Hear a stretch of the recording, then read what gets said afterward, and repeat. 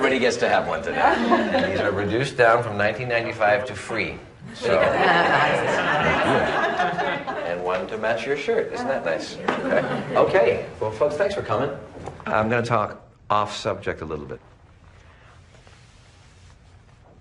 To be honest with you, I've been struggling with some things recently because of the way I think. It's a Western way of thinking. The Western approach to communicating big ideas is sort of like doing things in a straight line.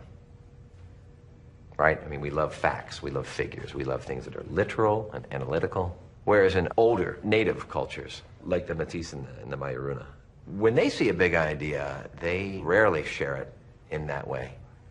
Real wisdom, real concrete ideas, many of which could really help us in solving some of the ecological dilemmas we see ourselves with today. That kind of wisdom is proliferate in these older cultures. But they communicate it indirectly, obliquely, through metaphor, through story. Can you give us an example? Sure. On one of my trips, I met with the chief of the Métis, and his name was Tume. And he told me something that I think I'm just beginning to understand. He told me that nobody ever died from a snake bite. That a snake bite itself never killed anyone. I mean, it's just a bite, right? And when you're in the jungle, you're getting bitten all the time. So, what kills you is not the bite, it's the venom. It's that poison that stays with you and circulates through you long after the bite.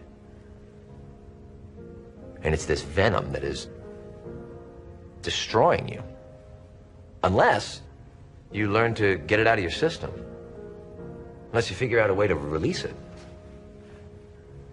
Or better yet, if we can figure out a way to have our body assimilate it, to actually transmute what was once toxic and turn it into medicine.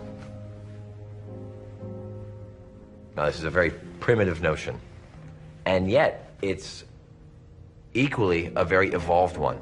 The idea of looking at the most damaging things in your life, the things that have caused you the most pain and the most suffering, and figuring out a way to turn those into your greatest teachers.